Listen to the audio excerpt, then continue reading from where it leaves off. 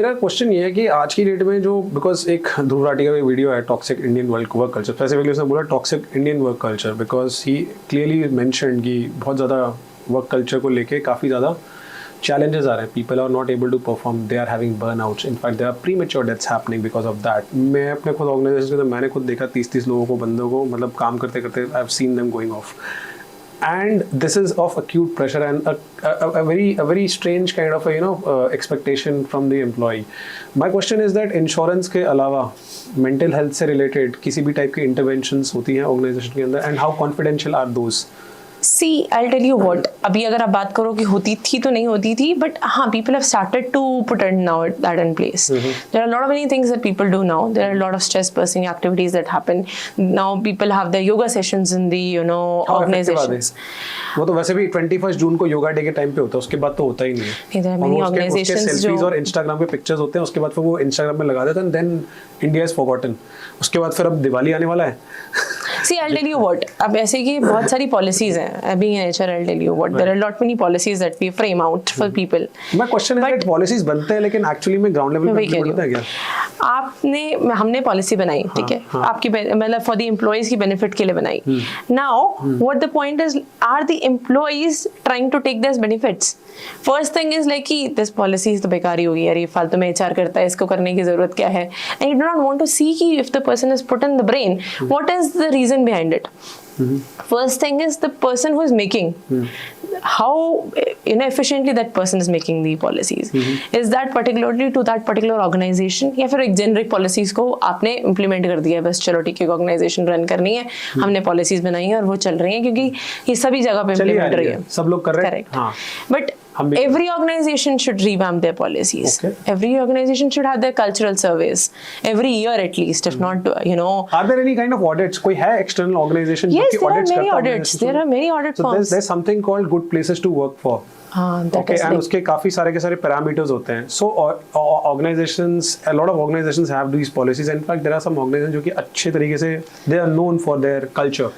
Correct. Right. मेरा question ये है कि is it a target for them to become one of the good places to work for? Because ultimately आपकी team, आपकी company के जो लोग हैं वही कंपनी को उठाती है, और कहीं ना कहीं पे because you are the owner of the organization or you can say you are the company, management normally brutally, I would say that बहुत खराब बिहेवियर होता है. स्पेशली मैं इंडिया के वर्कफोर्स की बात कर रहा हूँ, बिकॉज एटीट्यूड और मेंटालिटी ये है कि अगर ये चला जाएगा तो फिर दूसरा तो हम हायर कर ही लेंगे.